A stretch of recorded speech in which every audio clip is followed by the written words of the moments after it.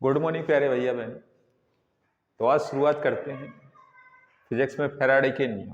तो फैराडे के नियम क्या हैं, आज इनको जानते हैं। तो जो प्रोफेसर फैराडे हैं, उन्होंने विद्युत चुम्बकीय प्रेरण के संबंध में दो नियम दिए थे। किसके संबंध में? विद्युत चुम्बकीय प्रेरण के संबंध में दो नियम दिए थे। फर्स्ट नियम दिया था ल्यूमेन का नियम, और सेकंड नियम दिया था वो था लेंज का नियम। इन दोनों नियमों को जानेंगे कि क्या है।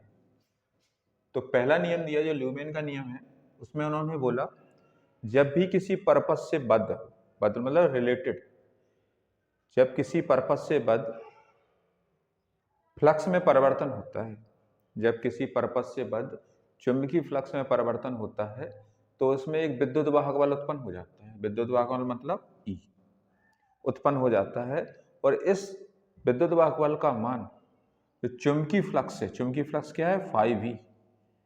चुंबकीय फ्लक्स परिवर्तन क्या हो गया? D।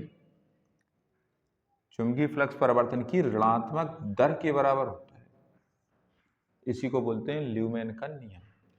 जब किसी पर्पस से बद्ध चुंबकीय फ्लक्स में परिवर्तन होता है तो उसमें एक विद्युत वाहक बल उत्पन्न हो जाता है। विद्युत वाहक बल क्या है? E।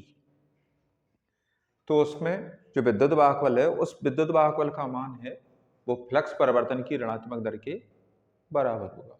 ये दिया था किसने? ल्यूमेन का नियम था। उसका नाम किसने दे दिया? फैराडे। इसके बाद जो लेंज का नियम है, लेंज का नियम है कि किसी भी परपथ में जो प्रेरित विद्युत वाहक बल है या प्रेरित धारा की दिशा सदैव उस स्थिति का विरोध करती है जहां से वह स्वयं उत्पन्न होती है। मतलब जब भी किसी परपथ में अपन डोरी जोड़ते हैं, तार जोड़ते हैं, तो धारा उस डोरी की ओर बहने लगती है। वो क्या करती है? परपथ क्या कर रहा है? परपथ में धारा क्या करती है? उसका विरोध करती है, और जहां जितनी लंबी डोरी है उसमें धारा प्रवाहित होने लगती है। और नियम होता है ऊर्जा संरक्षण पर आधारित। तो लेंज का नियम है किस पे आधारित है? ऊर्जा संरक्षण पे। तो ल्यूमेन का नियम क्या हो गया कि किसी भी पर्पस से बद्ध चुंबकीय फ्लक्स में परिवर्तन होता है तो इसमें एक विद्युत वाहक बल उत्पन्न हो जाता है जिसका मान चुंबकीय फ्लक्स परिवर्तन की ऋणात्मक दर के बराबर होता है। और लेंज का नियम क्या है कि किसी परपथ में जो प्रेरित विद्युत वाहक बल है या प्रेरित धारा की दिशा है सदैव उस कारण का विरोध करती है जिससे वह स्वयं उत्पन्न होती है। एक इस पे आधारित है, ऊर्जा संरक्षण के नियम पर आधारित है।